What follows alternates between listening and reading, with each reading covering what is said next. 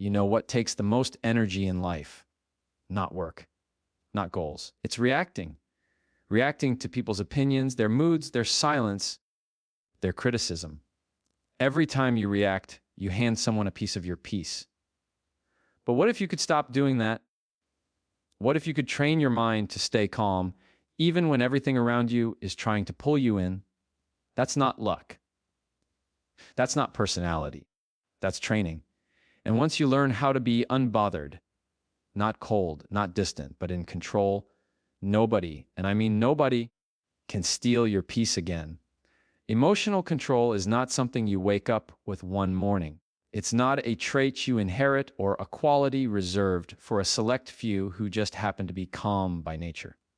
Emotional control is a skill, and like any skill, it's built through practice, patience, and the willingness to fail and try again. It's the art of managing what's going on inside you even when everything outside you is demanding a reaction. Most people believe they can't help how they feel, that emotions just happen to them. But the truth is, while we can't always control the first emotion that hits us, we can always control what we do next. That space between what you feel and what you choose to do with it, that's where emotional control lives. Think about it. Someone criticizes you, disrespects you, cuts you off, or lies about you. Instantly, your body reacts, your heart rate jumps, your chest tightens, your mind races with comebacks and defenses. That's the natural response. But training emotional control is about what happens in the next few seconds. Do you react out of that initial impulse, or do you pause and decide how you want to handle it? The pause is your training ground.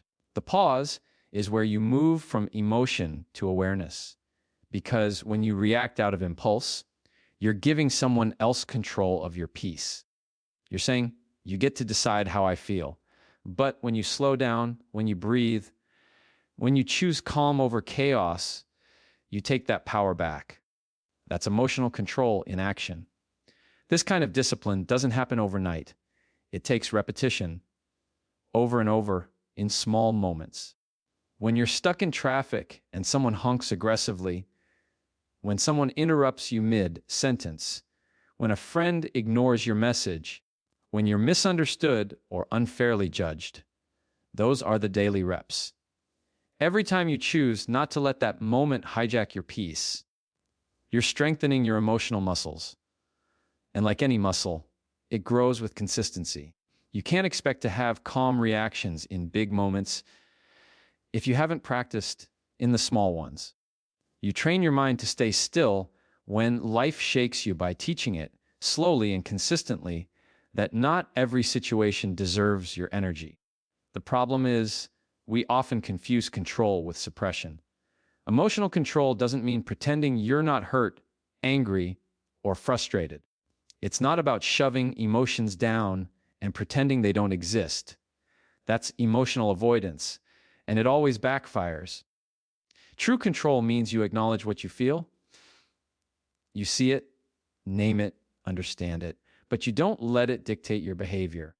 You become an observer of your emotions instead of a servant to them. When you say to yourself, I feel angry, instead of I am angry, you create distance. That small shift in language reminds you that emotions are temporary visitors, not permanent residents. They come and go, but you stay. That perspective gives you power. Emotional control is about emotional awareness first. You can't manage what you don't understand. Most people react before they even realize why they're reacting. Someone says something, and suddenly you're defensive, but you haven't stopped to ask yourself, what exactly did that trigger in me? Maybe it wasn't their words, but the memory of being dismissed in the past. Maybe it wasn't their tone, but your insecurity about being misunderstood. Emotional control asks you to slow down and dig deeper, to respond from understanding rather than assumption, to become curious about your emotions instead of consumed by them. And yes, it's hard, because our brains are wired for survival, not serenity. They look for threats, emotional, social, physical. They want to defend, argue, explain, prove. That's why emotional control feels like swimming upstream. But the more you practice, the easier it becomes. You start to recognize that calm is not weakness. It's strength under pressure. It's knowing you could explode, but choosing not to.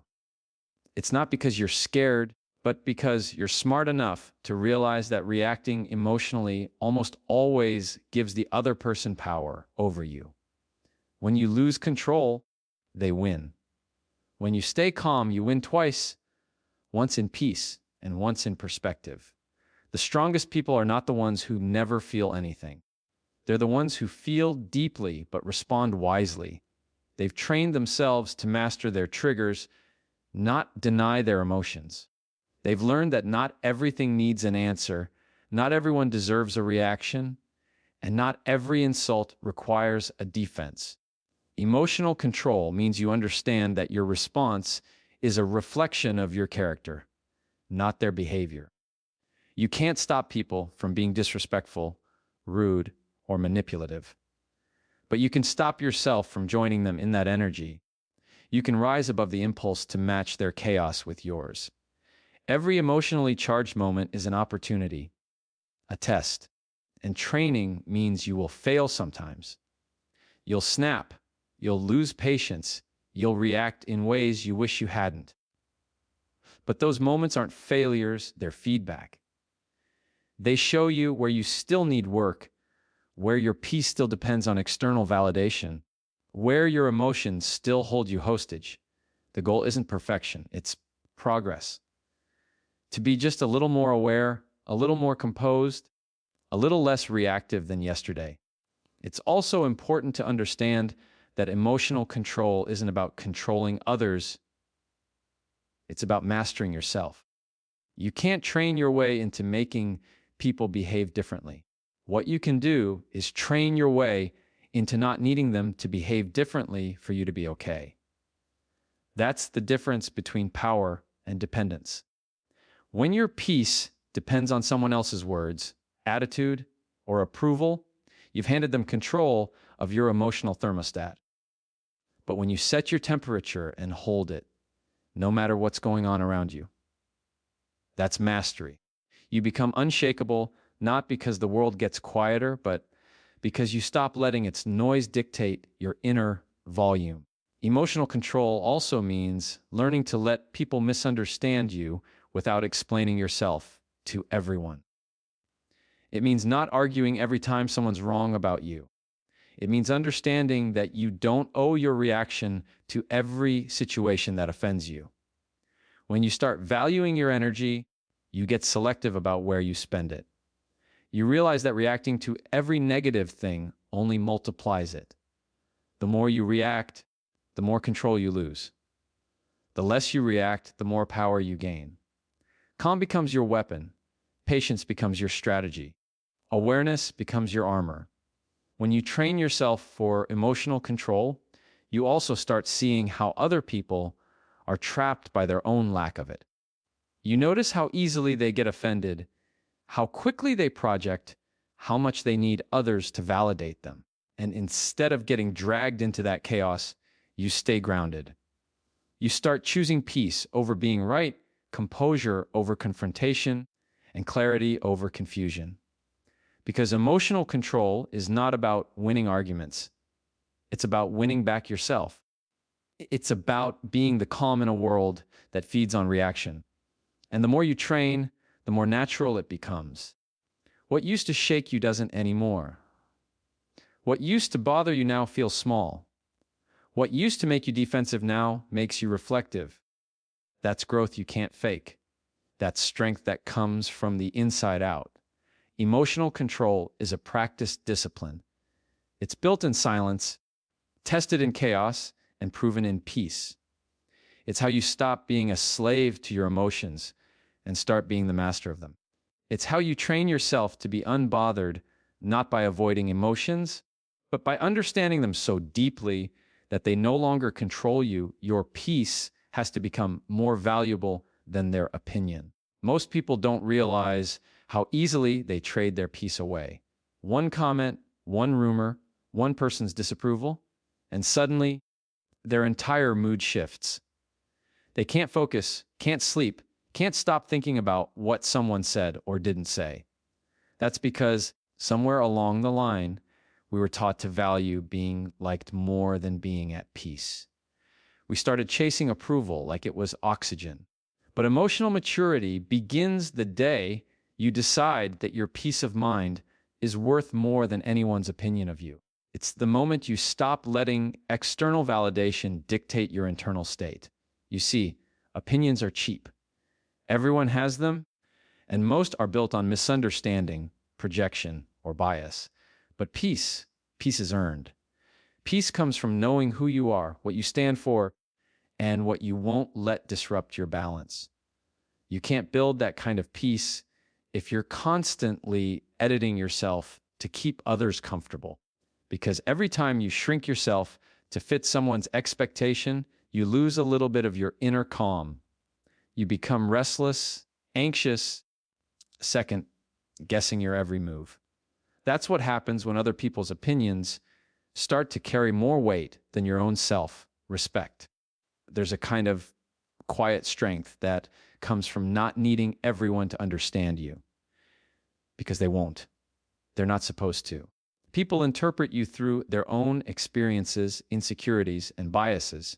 When someone criticizes you, it's not always about you. It's often about them trying to manage their own discomfort. The person who calls you too confident might be struggling with their own insecurity.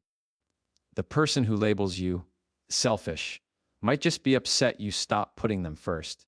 The person who says you've changed is usually someone who benefited from the old version of you. If you let those opinions dictate how you feel, you'll spend your whole life trying to meet standards that were never meant for you. Your peace begins the moment you stop chasing explanations and start choosing alignment. When you understand that people's opinions are reflections, not definitions, you stop giving them power. You stop explaining your choices to people who are committed to misunderstanding you. You stop defending your boundaries to people who only respected you when you had none. You stop performing for approval and start living for authenticity. And when you do that, peace becomes your default, not because life gets easier, but because you no longer hand your calm to everyone who asks for it. But here's the truth: valuing your peace more than their opinion doesn't mean you'll never care what people think. It means you'll learn to filter what you care about. There's wisdom in knowing whose opinion matters and whose doesn't. The people who genuinely want the best for you, who speak from love, not judgment, those opinions can help you grow. But the ones that come from jealousy, insecurity, or misunderstanding, those opinions are noise. And peace is learning to distinguish between signal and static. You don't silence everyone. You just stop letting the wrong voices speak louder than your own intuition. It takes practice to reach that point, because our brains crave social acceptance. We want to belong, to be seen, to be understood. But when that desire turns into dependency, we lose ourselves. Every time we alter our words, our goals, or our identity just to fit in, we trade authenticity for approval. And that trade never ends well. The approval feels good for a moment, but it fades, and the emptiness returns. Because peace can't exist in a version of you that's built to please others. You start reclaiming your peace when you realize you don't owe everyone access to your energy. You don't have to attend every argument you're invited to. You don't have to respond to every criticism. You don't have to prove your worth to people who refuse to see it. When your peace becomes your priority, you stop reacting to everything that pokes at your ego. You become selective. You start asking, is this worth my energy? Is this worth my inner calm? Most of the time, the answer is no. And that's where your strength shows. Not in fighting every battle, but in walking away from the ones that threaten your peace. When you live this way, you'll be misunderstood by some.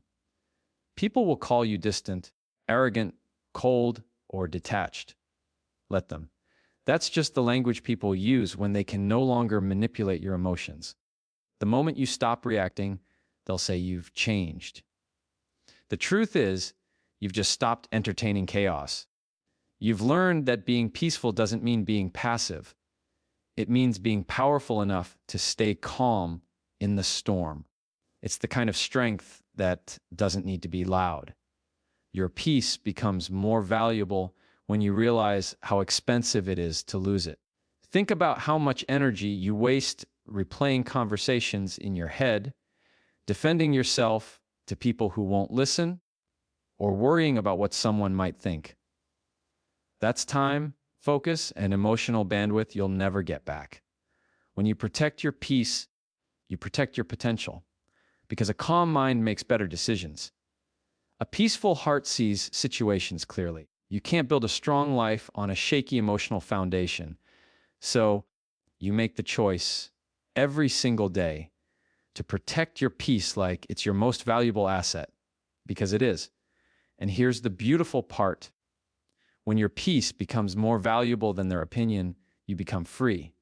Free from the need to over-explain. Free from the pressure to perform. Free from the fear of being disliked. You start living with quiet confidence, not because everyone approves of you, but because you approve of yourself. You start walking away from arguments that go nowhere, letting silence speak louder than defense, letting boundaries speak louder than explanations. You stop chasing closure from people who benefit from keeping you confused. You realize that peace doesn't come from getting everyone to agree with you. It comes from being okay even when they don't. People will always talk. They'll always have opinions, projections, and judgments. You can't stop that, but you can stop internalizing it. You can stop letting it enter your mind and dictate your mood. You can stop giving free rent in your head to voices that don't pay with respect. Because once your peace becomes more valuable than their opinion, you stop needing permission to be yourself. You stop living reactively and start living intentionally. You start responding with clarity instead of emotion. You start valuing silence over validation, peace over popularity, and purpose over approval. And that's the shift that changes everything. Detachment is not indifference, it's intelligent self-protection. People often misunderstand detachment. They think being detached means you've stopped caring, that you've gone cold, that you've given up on connection or emotion. But true detachment isn't about being numb, it's about being wise with your energy. It's choosing where to invest your emotions and where to withdraw them. It's not a wall, it's a filter. It's how you keep your peace in a world that's constantly trying to provoke your reaction. Detachment says, I can care deeply without losing myself.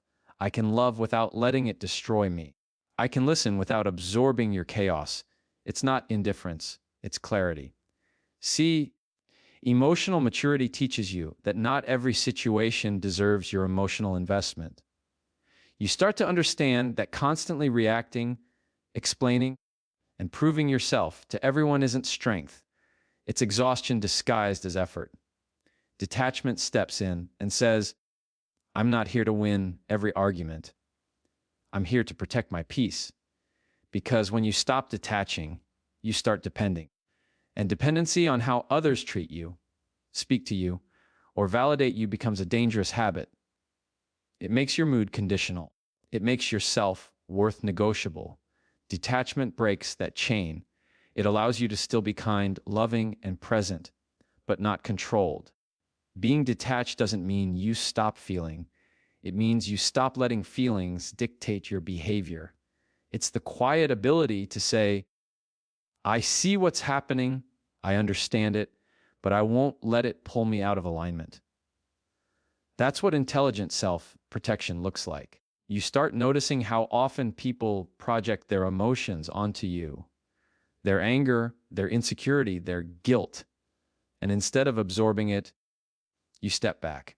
You let their energy pass through you without letting it land. It's like emotional aikido. You don't fight back. You redirect. You keep your center. You protect your peace. Detachment is how you stop confusing connection with attachment. When you're attached, your sense of peace depends on how someone else behaves. You're fine when they're fine. You're upset when they're distant. You're anxious when they're silent. That's emotional dependence. And it keeps you in a constant state of instability. Detachment breaks that pattern by reminding you that people are temporary, emotions are temporary, and reactions are choices. You can love someone without making them your emotional lifeline. You can care about outcomes without letting them define your worth. You can show up for people and still walk away when it costs you your calm. Most people avoid detachment because it feels uncomfortable at first. We're conditioned to equate attachment with love and involvement with control. We think if we don't hold on tightly, we'll lose what matters. But in reality, the tighter you hold, the faster things slip away. True connection flows, it doesn't cling. Detachment allows relationships, goals, and challenges to breathe. It gives space for authenticity to grow. When you stop trying to control everything, you start to experience peace in everything. That's the paradox. You gain control by releasing it. Detachment also helps you see people more clearly. When you're emotionally entangled, you see others through the lens of your hope, your fear, your expectations. But when you step back, you see reality, who they are, not who you wish they were. That clarity protects you. You stop romanticizing potential and start responding to patterns. You stop confusing apologies with change. You stop giving second chances to people who keep showing you the same disrespect. Detachment gives you that distance, not because you're heartless, but because you've learned that emotional survival sometimes means stepping back before you break. Detachment is a form of emotional intelligence. It's knowing when to engage and when to withdraw. It's the awareness that not every fight is worth your focus, not every problem is yours to fix, not every emotion is yours to carry. You learn to protect your energy the same way you'd protect something valuable. You don't leave it exposed to every storm. You learn that sometimes peace isn't found by adding more effort. It's found by subtracting unnecessary involvement. You don't have to fix everything. You don't have to respond to every provocation. You don't have to chase closure from people who thrive on confusion. Detachment gives you that freedom. You start detaching when you realize your reaction is their reward. When someone tries to trigger you and you stay calm, you win. When someone expects you to break and you remain centered, you win. Detachment teaches you that silence is not weakness. It's self-respect. It's choosing to protect your peace instead of proving your point.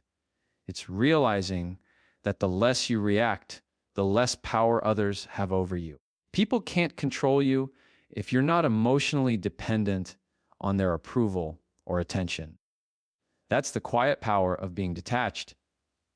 It disarms manipulation without confrontation. Detachment is also about perspective. When something doesn't go your way, instead of spiraling, you step back and see it for what it is. A moment, not a definition. You stop personalizing rejection, failure, or criticism. You stop turning every no into a reflection of your worth. You begin to see that everything that happens to you is an opportunity to strengthen your sense of peace. Detachment says, this didn't go how I wanted, but it's not the end of my peace. It's emotional stability in motion. It's learning to flow with life instead of fighting it. The more you practice detachment, the more you realize how much energy you used to waste on things beyond your control. You used to replay conversations, overthink intentions, seek validation, and chase people who didn't value you. Detachment teaches you to let go of that chase.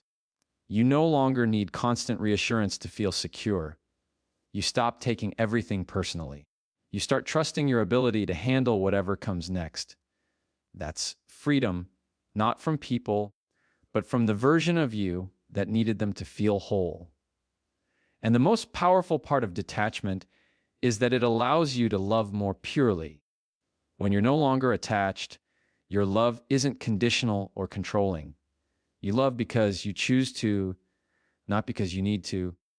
You listen because you care, not because you're afraid of losing someone.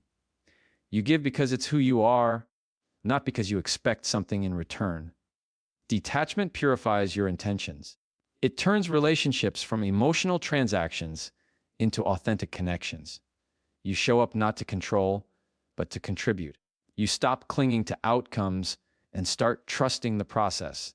Detachment doesn't make you distant. It makes you discerning. It's emotional minimalism, keeping only what adds peace and letting go of what doesn't. It's looking at chaos and saying, that's not mine to carry. It's seeing manipulation and saying, I understand what you're trying to do, but I'm not participating. It's hearing criticism and thinking, that's your perception, not my truth. That's intelligent self-protection, guarding your emotional well, being without closing your heart.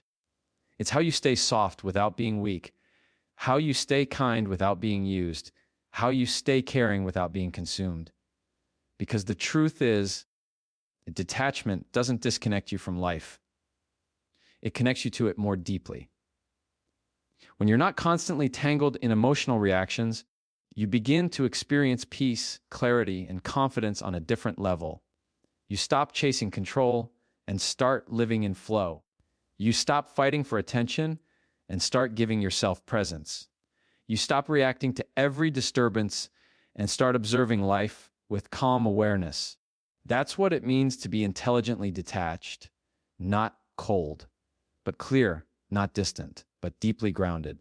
It's not about caring less, it's about caring wisely. Silence, boundaries, and self-respect are your strongest responses. There comes a point where words lose their power, where explaining yourself feels like handing over your peace just to be misunderstood again. That's when silence steps in, not as a weakness, but as a form of strength. Silence is not the absence of power, it's the proof that you've mastered it. It says, I don't need to react to every noise to prove my worth. Most people talk to be heard. But emotionally mature people, they stay silent to stay sane. Silence protects your energy from being wasted in battles that were never meant to be won. It's how you stop giving your calm to people who feed off chaos. See, silence is not avoidance. It's self-control. It's knowing when your words will help and when they'll only feed the fire. When you've explained yourself, defended your truth, or clarified your intentions, and someone still chooses not to understand, you stop trying to convince them. You let them live with their version of the story while you live with your peace. Silence says, my peace matters more than your misunderstanding. It's what emotionally intelligent people do when they realize that arguing with a closed mind is a waste of emotional oxygen. You stop showing up to every conversation just because you were invited. But silence alone isn't enough. It's the foundation on which your boundaries stand. Because silence without boundaries is just suppression. Boundaries are how you say, this is where I end and you begin. They're not walls, they're doors with locks that you control. You decide who gets access, how close they get, and what kind of behavior you'll tolerate. Boundaries don't make you rude or cold, they make you clear. They separate peacekeepers from people pleasers, because peacekeepers protect their calm, while people pleasers destroy theirs trying to maintain everyone else's comfort. Setting boundaries is how you teach people how to treat you. You don't do it by yelling, demanding, or proving. You do it through consistency. You say, no, when something crosses your line, and you mean it. You stop apologizing for protecting your energy. You stop explaining your boundaries to people who benefit from you having none. You understand that healthy people respect limits, only manipulators resent them. Boundaries are not about controlling others. They're about controlling your access to chaos. They're the invisible fence around your peace that says, not everything or everyone gets to come this close. And when you combine silence with boundaries, what you build next is self-respect. Because every time you choose not to react, not to argue, not to chase, not to explain, you reinforce your worth to yourself. Self-respect isn't loud, it's quiet discipline. It's saying, I'm not lowering my standards just to be accepted. It's refusing to beg for understanding, attention, or validation. It's walking away when your peace starts costing too much. You stop trying to prove that you deserve better. You start acting like it. That's when everything shifts. Self-respect is built in those small, unseen moments when you choose dignity over drama. When someone disrespects you and you don't retaliate, that's self-respect. When you don't send that extra message just to feel seen, that's self-respect. When you stop defending yourself to people committed to misunderstanding you, that's self-respect. It's the quiet power that doesn't beg to be noticed. It demands to be respected simply by how you carry yourself.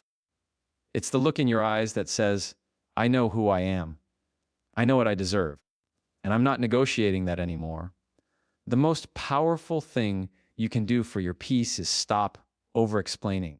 You don't need to justify your boundaries to anyone who benefits from breaking them. You don't need to clarify your silence to people who never listened when you spoke. You don't need to prove yourself worth to people who can't see beyond their ego. When you truly respect yourself, you no longer chase understanding, you embody it. You realize that your energy is sacred, your attention is currency, and your time is not a public resource. Silence gives you peace. Boundaries give you structure. Self-respect gives you strength. Together, they make you unshakable.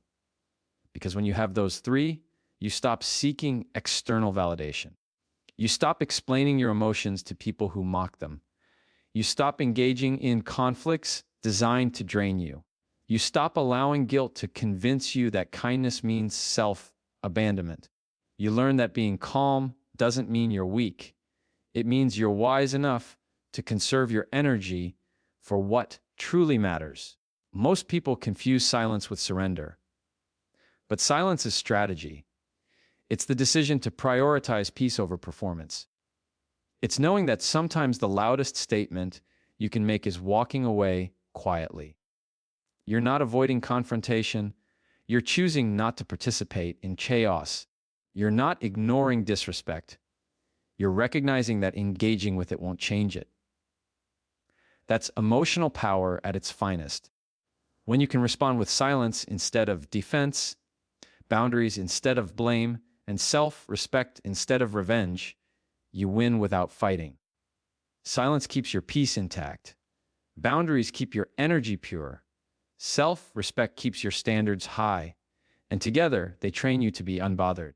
Because when you've mastered the art of restraint, you realize not everything deserves a reaction, not everyone deserves access, and not every opinion deserves your attention. You become calm not because the world stopped testing you, but because you finally stopped giving it the power to control your peace.